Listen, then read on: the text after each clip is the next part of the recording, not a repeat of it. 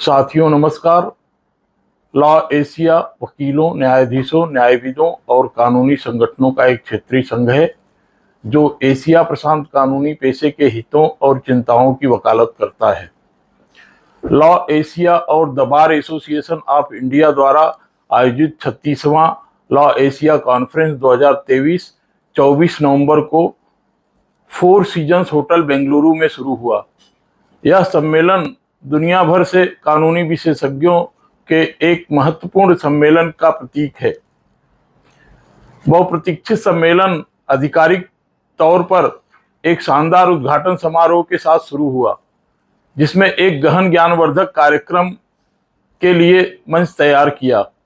हालांकि इस सम्मेलन में तमाम विषयों पर चर्चा की गई, लेकिन इस वीडियो में उसमें से एक विषय मानव अधिकार के रूप में इंटरनेट शटडाउन, नेट न्यूट्रलिटी यानी नेट तटस्थता और ऑनलाइन उत्पीड़न के विषय पर की गई चर्चा पर बात करेंगे।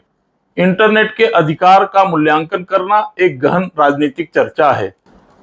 भारत के बेंगलुरु में आयोजित 36वें लॉ एशिया सम्मेलन 2023 का छठा सत्र मानव अधिकार के रूप में इंटरनेट शटडाउन, नेट तटस्थता, नेट न्यूट्रलिटी और ऑनलाइन उत्पीड़न विषय पर केंद्रित रहा। गाजा के घटनाक्रम और कश्मीर तथा मणिपुर जैसे भारतीय क्षेत्रों में संघर्ष की स्थितियों की पृष्ठभूमि में यह चर्चा विशेष रूप से प्रासंगिक थी।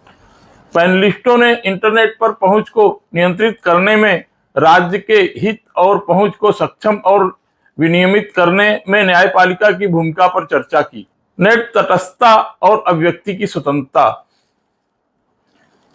सत्र में विचारों की अभिव्यक्ति के माध्यम के रूप में इंटरनेट के महत्व पर प्रकाश डाला गया। लॉ फर्म शार्दुल अमरचंद मंगलदास के पार्टनर करण जोसेफ ने मानव अधिकारों की सार्वभौम घोषणा के अनुच्छेद 19 पर बात की, जो भाषण और अभिव्यक्ति की स्वतंत्रता को मान्यता देता है, जिसमें किसी भी मीडिया के माध्यम से विचार प्रदान करने की स्वतंत्रता भी शामिल है। जोसेफ के अनुसार समस्या यह थी कि इंटरनेट शटडाउन ने अनुच्छेद 19 की गारंटी और कई महत्वपूर्ण अधिकारों का उल्लंघन किया। Inter American university of Puerto Rico में कानून के प्रोफेसर कार्लोस ई रामोस गोंजालेज ने नेट तटस्थता, नेट न्यूट्रलिटी के महत्व और कनेक्टिविटी तक सार्वभौम पहुंच के अधिकार के बारे में बात की। अधिवक्ता सुदीप्तो सरकार ने भारत में नेट तटस्थता की स्थिति पर चर्चा की। भले ही सुप्रीम कोर्ट के किसी बड़े फैसले में नेट न्यूट्रलिटी पर फैसला नहीं दिया गया है, लेकिन भारतीय दूरसंचार नियामक प्राधिकरण ने नेट न्यूट्रलिटी पर महत्वपूर्ण सिफारिशें प्रदान की है। सुदीप्तो सरकार ने नेट न्यूट्रलिटी पर फेसबुक के कड़े रुख को जनसंपर्क स्टंट के रूप में देखा। अब भारत में ओटीटी प्लेटफॉर्म के विनियमन के आसपास की बातचीत ने नेट तटस्थता की चर्चा को फिर से सामने ला दिया है। इससे सवाल यह पैदा हुआ है कि इंटरनेट को विनियमित करने का अधिकार किसके पास होना चाहिए। मलेशियाई बार की अध्यक्ष करेन ची ई लिन ने मलेशियाई विधायी क्षेत्र और अदालत कक्ष की चर्चाओं के कई उदाहरणों का सहारा लेते हुए कहा कि उनके पास भी इस प्रश्न का कोई निर्णायक उत्तर नहीं था। मलेशिया में भी लिन ने कहा कि देशद्रोही प्रवृत्ति राज्य द्वारा शिथिल रूप से निर्धारित होती है। यही कारण है कि दंडात्मक कानून, देशद्रोह सहित और आधिकारिक गोपनीयता अधिनियम भयावह प्रभाव पैदा कर सकते हैं। लिन ने तर्क दिया कि इंटरनेट प्लेटफॉर्मों द्वारा स्वतः नियमन सबसे ज्यादा प्रभावी हो सकता है। निरंकुश शासन में इंटरनेट शटडाउन की जवाबदेही। इंटरनेट शटडाउन उन सभी शासकों की विशेषता है जिन्होंने निरंकुश शासन की झलक दिखाई है। गोंजालेज ने आग्रह किया कि इंटरनेट का अधिकार एक स्वतंत्र अधिकार के रूप में अस्तित्व में है और साइबर स्पेस तक पहुंच के अधिकार से प्रवाहित होता है।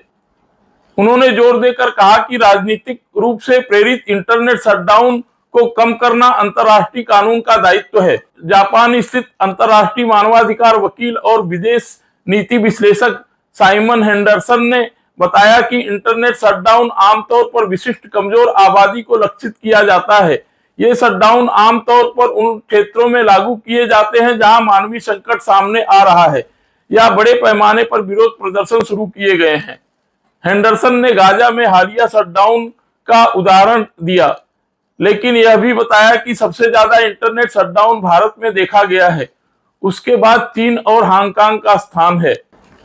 लिन ने इजराइल द्वारा गाजा पट्टी में 36 घंटे तक इंटरनेट बंद करने की निंदा की, जिसने संकट के दौरान पत्रकारों और सहायता कर्मियों सहित सभी संचार को अवरुद्ध कर दिया था।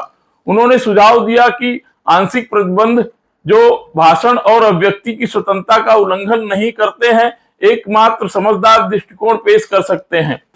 अनुराधा भसीन बनाम भारत संघ मामले में भारतीय सुप्रीम कोर्ट ने कश्मीर में इंटरनेट पर सीमित प्रतिबंध की अनुमति दी थी, जबकि यह माना था कि पूर्णबंदी असंवैधानिक थी।